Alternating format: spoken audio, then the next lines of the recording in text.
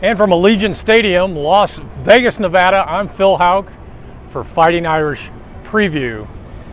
And in a couple of hours, it's the Shamrock Series game here from Allegiant Stadium. And it's a pleasant 84 degrees out here in Las Vegas today outside, but that doesn't really matter because the game will be indoors in a perfect 70-degree temperature. The Irish are 10-0 since the historical beginning of the Shamrock Series back in 2009. And today it's Notre Dame versus Brigham Young. Brigham Young ranked 16th in the country. And here are some of my final thoughts before game time. First of all, I'm thinking about press coverage, as in BYU's cornerbacks are very good at press coverage on the outside receivers on the line of scrimmage, and that's a bit of a concern. Now, last game against North Carolina, they were not able to press the Irish receiving game, the passing game. They weren't good enough, and that gave Drew Pine a whole lots of opportunities to throw the ball underneath, finding lots of openings underneath that North Carolina shell. Well, BYU corners can play press coverage.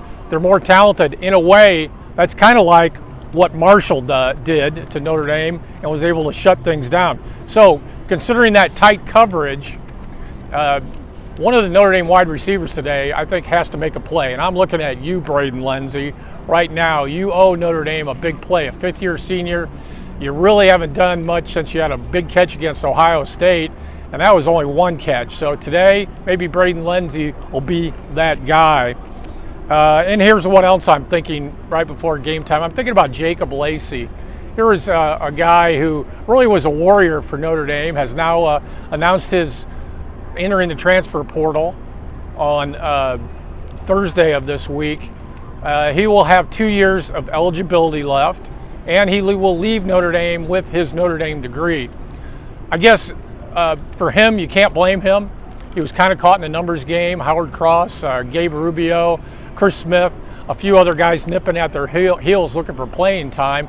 But Jacob Lacy, don't kid yourself, is a good player. But he made a good decision. It was understandable. And so I say Godspeed, Jacob Lacy. And I'm thinking about Audric Estime, the baby boss. I love that nickname. Of course, tribute to Jerome Bettis from years ago. With Notre Dame's offensive line coming together, I say feed this kid the ball. Just feed this kid the ball. He's a north-south guy. And you mix in a couple of the threats of Chris Tyree and maybe even Logan Diggs, who like to run outside a little more speed. But wear those teams down. You know, if you wear a team down with your running game, control the clock, maybe you win the game 21-7. That doesn't sound all that exciting, particularly in the modern age of Notre Dame, or I should say of college football, of football in general. But a 21-7 victory is a victory nonetheless, and I would love that. Sounds boring, but victory is what it's all about. The Irish are 3.5 point favorites against number 16 BYU.